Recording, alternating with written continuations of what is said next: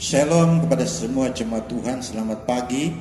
Selamat kita beribadah bersama. Saya berharap semua sedang jemaat dalam keadaan baik dan sehat dan sedang rindu menantikan waktu seperti ini untuk mendengar firman Tuhan. Marilah kita berdoa saudara-saudara sekalian sebelum kita mendengar firman Tuhan. Bapa di surga, kami mengucap syukur, terima kasih karena kesempatan untuk mendengar firman Tuhan masih ada buat kami hari ini. Kami tahu ini adalah anugerah Tuhan dan kesempatan seperti ini tidak selalu ada dan tidak selamanya ada. Maka biarlah kami menggunakan kesempatan dengan sebaiknya mendengar firman Tuhan, dan juga kami mohon Roh Kudus Tuhan menolong hamba-Mu yang menyampaikan, juga kami yang mendengar sama-sama diberkati oleh Tuhan melalui pertolongan Tuhan sendiri. Terima kasih Bapa, kami bersyukur dalam nama Yesus kami berdoa. Amin. Saudara-saudara sekalian, mari kita melihat pembacaan firman Tuhan pada pagi hari ini. Diambil dari Ayub pasal yang ke-42. Kita membaca ayat 1 dan ayat yang kedua. Ayub 42 ayat 1 dan ayat 2. Maka jawab Ayub kepada Tuhan, "Aku tahu bahwa Engkau sanggup melakukan segala sesuatu dan tidak ada rencanamu yang gagal." Saya baca ulang ayat 2. Aku tahu bahwa Engkau sanggup melakukan segala sesuatu dan tidak ada rencanamu yang gagal. Saudara-saudara sekalian dalam Tuhan, pada pagi hari ini firman Tuhan yang kita renungkan bersama, temanya diambil dari ayat yang kedua, yaitu tidak ada rencanamu yang gagal, di mana saya ambil dari ayat ini dan memberi tema baru, yaitu rencana Allah tidak pernah gagal. Ya, tema firman Tuhan yang kita renungkan pagi hari ini adalah rencana Allah tidak pernah gagal. Saudara-saudara sekalian di dalam Tuhan, apapun yang pernah direncanakan oleh Allah, tidak pernah Allah gagal untuk melaksanakannya. Tidak pernah Allah gagal, tidak mampu untuk menyempurnakan apa yang pernah direncanakan oleh Tuhan. Allah kita sanggup melakukan segala sesuatu dan tidak ada rencananya yang pernah gagal. Walaupun kuasa iblis berusaha untuk menggagalkan rencana-rencana Allah, mencoba untuk memesongkan, membelokkan rencana-rencana Allah, namun Allah tidak pernah gagal. Rencananya pasti akan terjadi seperti yang Tuhan sudah tentukan. Malah sekalipun di dalam situasi-situasi tertentu di mana keadaan yang ada seperti tidak mungkin lagi rencana Allah boleh terjadi, dalam situasi itu pun rencana Allah tidak pernah gagal. Bila kita menelusuri Alkitab, Perjanjian Lama, Perjanjian Baru, kita akan melihat saudara-saudara sekalian bahwa apa yang Allah rencanakan, ya, apapun yang Allah rencanakan dalam diri seseorang, dalam sebuah bangsa atau apapun, rencana Allah itu tidak pernah gagal.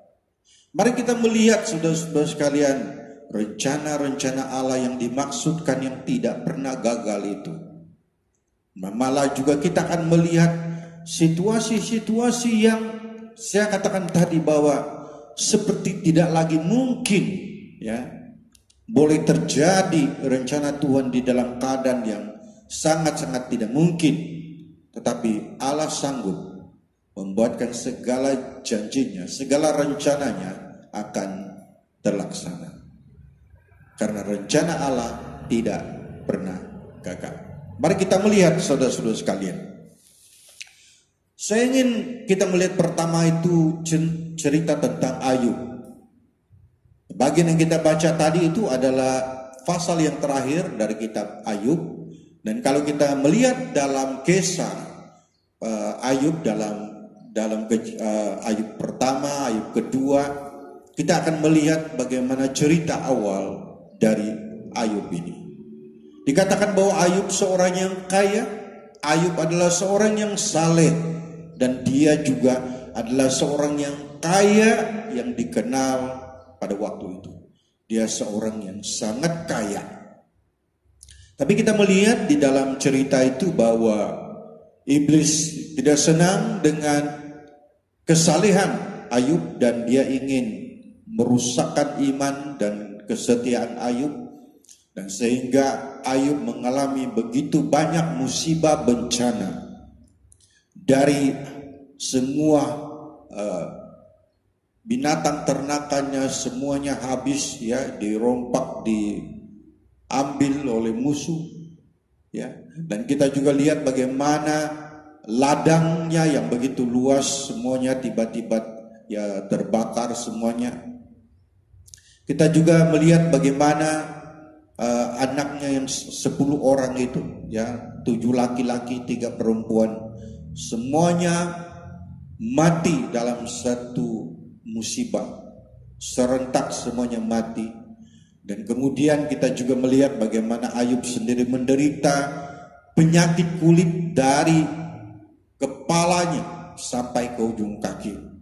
Dan di dalam keadaan itu sekelip mata Ayub kehilangan segala sesuatu, kehilangan kekayaan segala yang dia miliki, kehilangan anak-anaknya semua karena mati sekaligus, dan juga dia sendiri menderita, ya, menderita penyakit kulit yang sangat-sangat parah, sangat-sangat teruk. Malah kalau kita baca istrinya juga, ya, menyerang iman Ayub dengan berkata, masihkah engkau mau mempertahankan kesalehanmu? Masihkah engkau mau percaya Tuhan? Karena keadaan yang mereka sedang alami. Bila kita melihat apa yang Ayub alami, kehilangan segala sesuatu, dan dia menderita penyakit kulit yang parah. Bila kita berpikir, apakah ada kemungkinan bahwa Ayub yang kehilangan segala-galanya itu, apakah ada kemungkinan Ayub ini boleh pulih lagi seperti sebelumnya? Adakah kemungkinan? Bila dilihat dengan mata kasar dan bila kita melihat secara logika, pasti kita merasa itu suatu keadaan yang tidak mungkin, itu suatu keadaan yang mustahil. Karena keadaan Ayub itu begitu menyedihkan sekali. Apa yang Ayub alami itu suatu musibah yang luar biasa. Kehilangan segala sesuatu termasuk kesehatannya. Dapat dikatakan tidak ada lagi yang sisa. Dan maka jelas dalam keadaan itu tidak mungkin, tidak ada kemungkinan bahwa Ayub boleh pulih kembali seperti sebelumnya. Namun kalau kita melihat di dalam Ayub pasal yang ke-42, bila kita membaca dari ayat yang ke-12, kita membaca begini. Dari Ayub 42 ayat yang ke-12 dan beberapa ayat kemudian. Mari kita perhatikan. Tuhan memberkati Ayub dalam hidupnya yang selanjutnya lebih daripada dalam hidupnya yang dahulu. Tuhan memberkati Ayub lebih daripada sebelumnya. Ya. Dalam arti kata Tuhan tidak hanya memberkati Ayub, tetapi membuatkan Ayub itu diberkati lebih daripada sebelumnya. Ia mendapat 14.000 ekor kambing domba dan 6.000 unta, 1.000 pasang lembu dan 1.000 ekor keledai betina. Ia juga mendapat 7 orang anak laki-laki dan 3 orang anak perempuan. Dan anak perempuan yang pertama diberinya nama Yemima, dan yang kedua Gezia, dan yang ketiga Keren Hapuk. Di seluruh negeri tidak terdapat perempuan yang secantik anak-anak Ayub, dan mereka diberi ayahnya milik pusaka di tengah-tengah saudara-saudaranya laki-laki. Sesudah itu Ayub masih hidup 140 tahun lamanya. Ia melihat anak-anak dan cucu-cucunya sampai keturunannya yang keempat. Kita melihat bagaimana keadaan Ayub yang sudah kehilangan segala-galanya. Seperti rencana Tuhan bagi hidup Ayub itu sudah tidak ada. Ya sudah pasti gagal. Tapi bagaimana Tuhan memulihkan keadaan Ayub, malah bukan sekadar memulihkan. Kita sudah membaca tadi bagaimana Tuhan memberkati Ayub sehingga dia memiliki binatang ternakan yang lebih banyak dari sebelumnya. Dan bagaimana dia mendapat kembali 7 anak laki-laki dan 3 anak perempuan. Malah dikatakan 3 anak perempuannya ini lebih cantik dari semua perempuan-perempuan yang ada di tempat itu. Dan kita juga melihat dikatakan bahwa Ayub panjang umur dan dia punya anak dan punya cucu. Dan itu semua menyatakan bahwa Ayub sungguh-sungguh diberkati oleh Tuhan. Tuhan melihat Ayub begitu saleh, dan Tuhan sudah menetapkan bahwa Ayub ini adalah orang yang saleh, orang yang mengasihiku. Aku akan memberkati dan aku akan tetap memberkati. Walaupun iblis berusaha untuk mencuri segala berkat, tetapi Allah dalam rencananya tidak akan pernah gagal. Dan sehingga kita melihat rencana Allah untuk memberkati Ayub tidak pernah gagal. Dia malah lebih diberkati lagi berbanding sebelumnya. Rencana Allah tidak pernah gagal. Pribadi yang kedua yang kita belajar adalah cerita tentang Yusuf. Saudara-saudara sekalian, Yusuf juga ya kita boleh lihat dari ayat dalam Kejadian 41 ayat 43. Kejadian 41 ayat 43. Lalu Firaun menyuruh menaikkan Yusuf ke dalam keretanya yang kedua, dan berserulah orang di hadapan Yusuf, "Hormat!" Demikianlah Yusuf dilantik oleh Firaun menjadi kuasa atas seluruh tanah Mesir. Cerita ayat ini saudara-saudara sekalian menceritakan bagaimana Yusuf diangkat oleh Firaun menjadi orang yang punya kuasa yang kedua terbesar di Mesir, yaitu sesudah Firaun dialah adalah orang yang kedua yang terbesar dalam kerajaan Mesir. Tetapi kalau kita melihat bagaimana perjalanan kehidupan Yusuf, ya, bagaimana perjalanan kehidupan Yusuf, kita melihat bahwa sangat-sangat tidak mungkin Yusuf boleh menjadi orang yang terkenal dan sampai menduduki tempat yang kedua dalam kerajaan Mesir. Itu sangat-sangat tidak mungkin. Mari kita melihat bagaimana perjalanan kehidupan Yusuf. Memang kita melihat bagaimana Yusuf, ya, sebenarnya dia adalah anak yang dikasihi oleh bapaknya, ya. Dan bagaimana saudara-saudaranya membenci Yusuf. Dan apa yang mereka lakukan? Mereka sebenarnya ada di antara saudaranya berusaha mau membunuh Yusuf. Karena mereka membenci dia, mereka tidak menyukai dia. Antara sebabnya karena dia selalu menceritakan mimpi yang membuat mereka merasa direndah-rendahkan.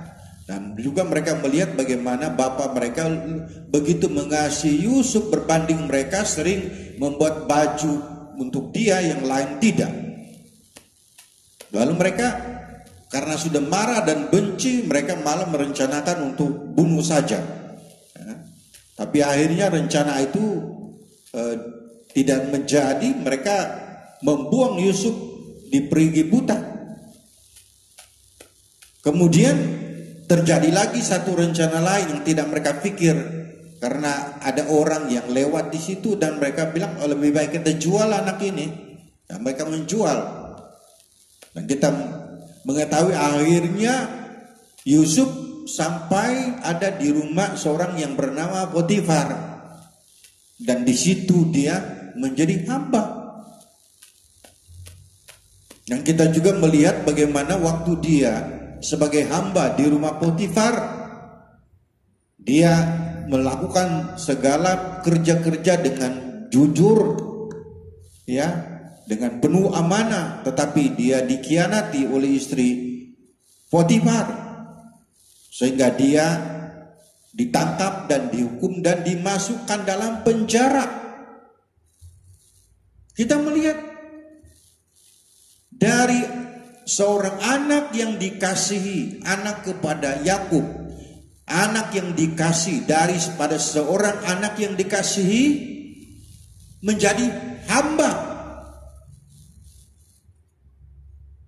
Dari hamba tidak cukup dengan sudah jadi hamba, itu hamba sudah sangat rendah status dalam masyarakat. Tapi selepas itu dia dimasukkan dalam penjara. Dia menjadi orang yang bersalah, dia menjadi banduan, ya, dimasukkan dalam penjara. Itu seperti perjalanan yang menurun, ya, seperti jurang yang sangat tajam. Dari anak dia sebagai anak Yakub, terus menjadi hamba, menjadi banduan. Jika kita melihat itu, dapatkah kita melihat kemungkinan Yusuf ini boleh menjadi orang yang berjaya dalam hidup?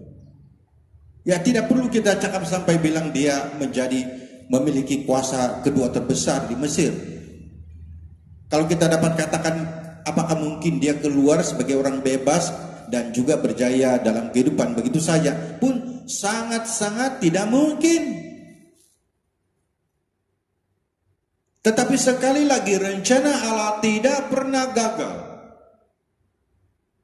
Walaupun Yusuf di dalam keadaan yang tidak mungkin boleh berjaya dalam hidup, tidak mungkin boleh menjadi orang penting di dalam negara asing, apalagi menjadi orang kedua terbesar.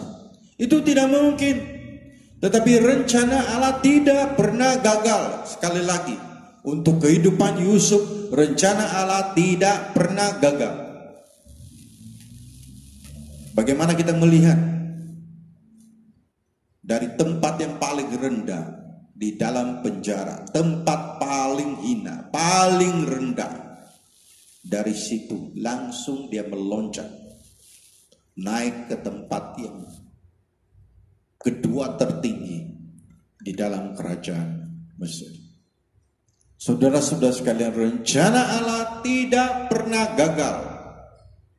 Sekalipun di dalam keadaan-keadaan yang seperti tidak mungkin lagi ada harapan sama sekali. Tetapi sekali lagi, rencana Allah tidak pernah gagal.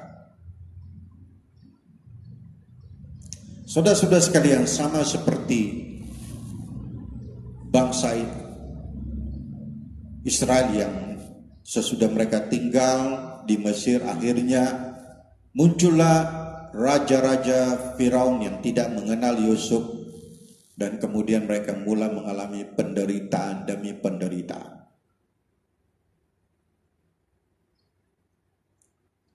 Mereka sengsara diperbudakkan di tanah Mesir, malah anak-anak laki-laki mereka yang baru lahir juga ya, dibunuh oleh karena kerajaan pemerintah Mesir khawatir kalau nantinya bangsa Israel ini akan nanti menjadi banyak di Mesir dan nantinya akan memberontak atau melawan kerajaan atau mengambil kuasa kepimpinan dalam negara itu. Dan mereka adalah sebagai bangsa yang tidak berdaya. Mereka diperbudakkan di negara asing, tidak ada harapan. Mereka dipaksa dengan kerja yang berat, dan kerja mereka ditambah berat hari lepas hari. Sama sekali tidak ada harapan. Siapa yang boleh melepaskan mereka? Siapa yang bisa melepaskan mereka? Di dalam situasi seperti itu, seperti bangsa Israel yang ada di tanah Mesir, sama sekali tidak punya harapan, sama sekali tidak punya masa depan. Bayangkan saudara-saudara sekalian, kalau semua anak laki-laki, bayi anak laki-laki semuanya dibunuh. Bagaimana mungkin mereka boleh menjadi bangsa yang kuat kalau yang sisa itu hanya wanita, hanya perempuan? Di dalam keadaan itu, adakah masa depan bagi bangsa Israel? Jelas tidak ada harapan sama sekali. Tetapi rencana Allah tidak pernah gagal. Sekali lagi kita melihat dalam cerita ini bahwa rencana Allah tidak pernah gagal.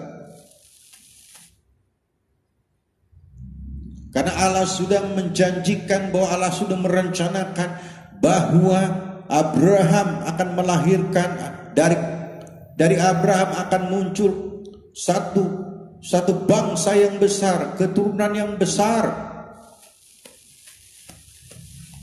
dan mereka akan menduduki sebuah negara yang kaya dengan madu dan susu. Itu sudah Tuhan rencanakan. Dan pada waktu mereka ada di Mesir, seperti rencana itu tidak mungkin terjadi. Juga seperti Tuhan sudah lupa janjinya, bukan masa yang singkat, seperti tidak ada harapan lagi.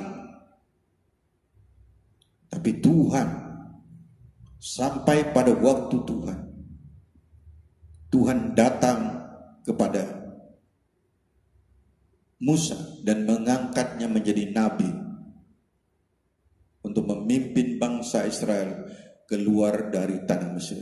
Dan kita melihat bagaimana Tuhan menulahi tanah Mesir dengan bermacam-macam tulah. Dikatakan tangan Allah teracung melawan Firaun dengan penduduknya, sehingga Firaun pun tidak dapat lagi menahan.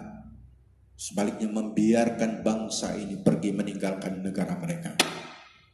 Walaupun kemudian mereka mengejarnya, tapi akhirnya mereka semuanya mati ya di Laut Kolso. Saudara-saudara sekalian, rencana Allah tidak pernah gagal. Rencana Allah tidak akan pernah gagal. Bila kita melihat bagaimana cerita-cerita yang kita lihat sebentar tadi, seperti tidak mungkin tetapi Tuhan tidak pernah gagal. Rencananya pasti akan terjadi. Kita juga melihat saudara-saudara sekalian bagaimana bangsa Israel sesudah mereka menjadi negara merdeka, punya negara di tanah Kanaan, ya, mereka memerintah dengan aman. Kemudian kita melihat bagaimana mereka, oleh karena mereka membelakangi Tuhan, mereka meninggalkan Tuhan, maka itu mereka dihukum oleh Tuhan. Bangsa-bangsa datang menawan mereka, mengalahkan mereka, dan menawan mereka.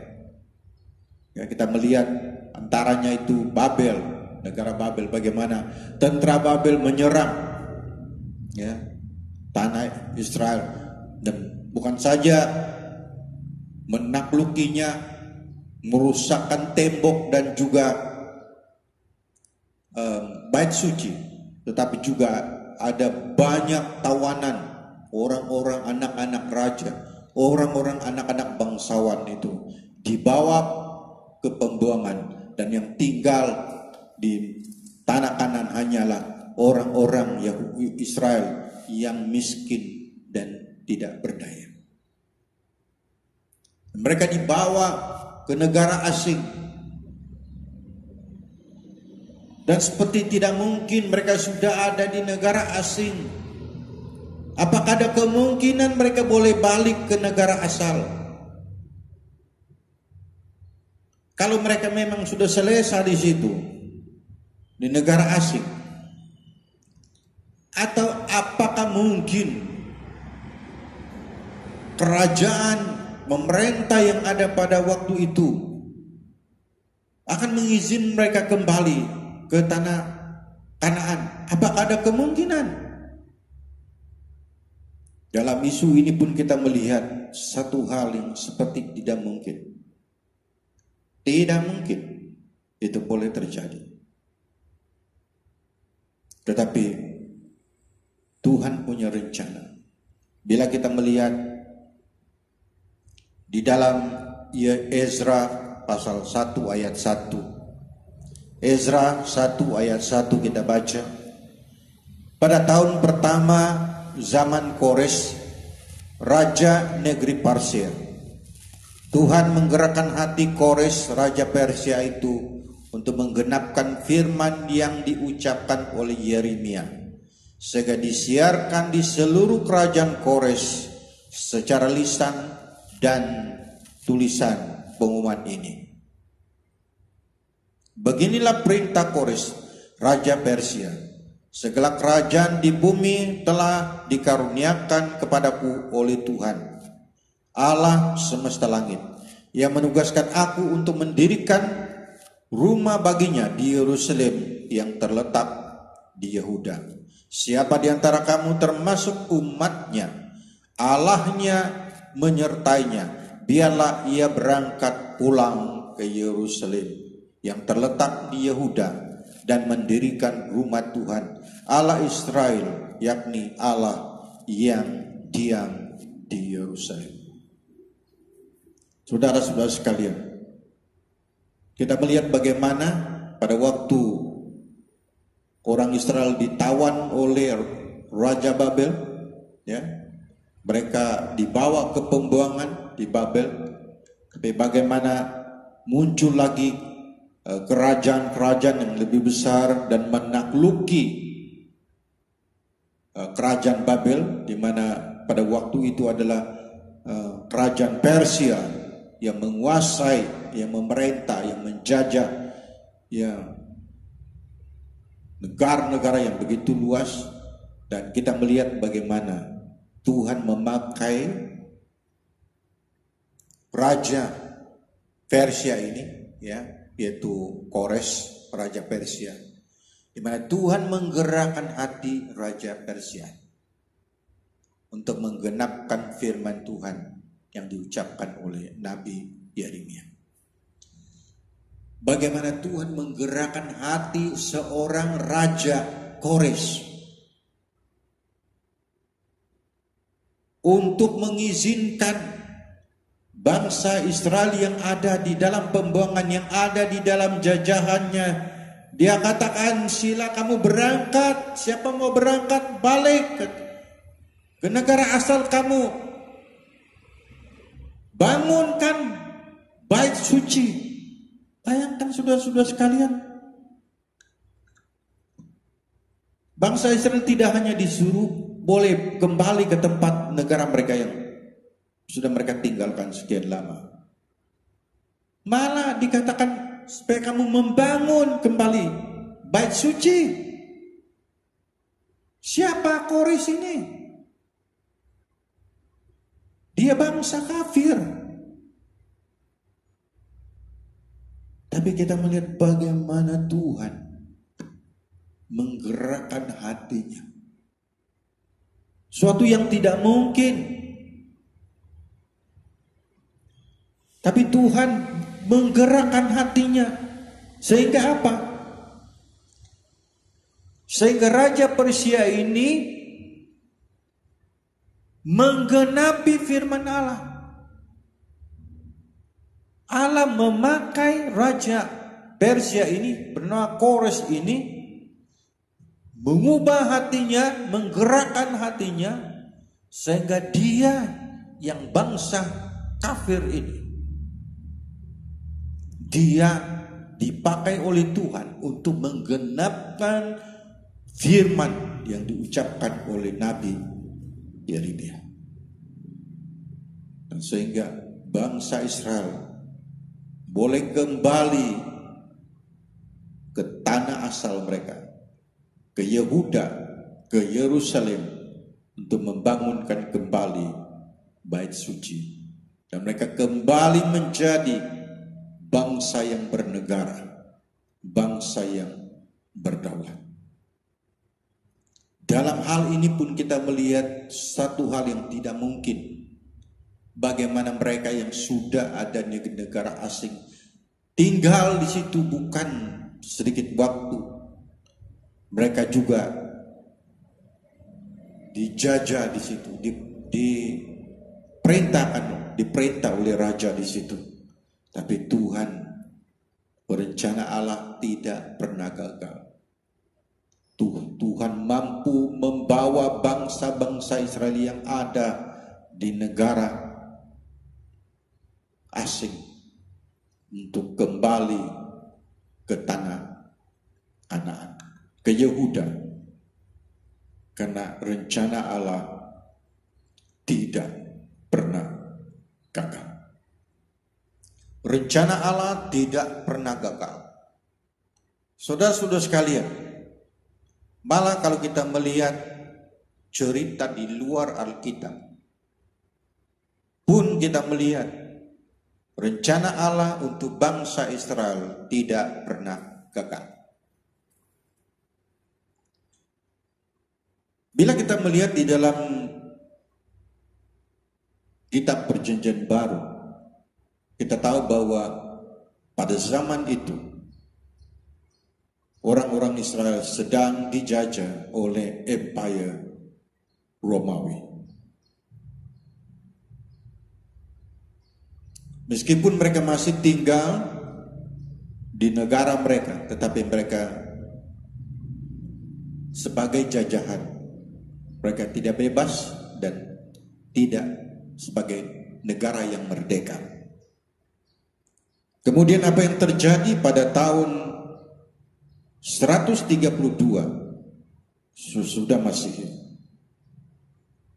bangsa Israel, orang-orang Yahudi diusir keluar dari tanah mereka sendiri. Mereka diusir keluar dari negara mereka, negara Israel. Kemudian apalagi yang terjadi? Saya baca di sini, sewaktu Kaisar Byzantium Heraklius, mereka dibantai dan diusir. Ya, orang-orang Yahudi dibantai, ada banyak yang mati dan mereka diusir dan mereka melarikan diri. Itu sebabnya bangsa Israel untuk menyelamatkan diri, Mereka melarikan diri ke banyak negara-negara. Karena itu saja cara mereka boleh menyelamatkan diri. Dan sejak itu, negara Israel yang pernah ada sudah terhapus dari peta yang ada. Dan sejak itu, saudara-saudara sekalian, bangsa-bangsa Israel, bangsa Israel, orang-orang Yahudi ada di merata tempat di seluruh dunia. Dan hanya sedikit orang-orang Yahudi, orang-orang Israel yang masih tetap tinggal di Palestina. Namun mereka tinggal di situ sebagai rakyat biasa dan tidak bernegara. Apakah Tuhan sudah lupa akan janjinya bahwa tanah Kanaan yang dikatakan penuh dengan madu dan susu itu adalah diperuntukkan untuk bangsa ini, bangsa Israel, bangsa Yahudi?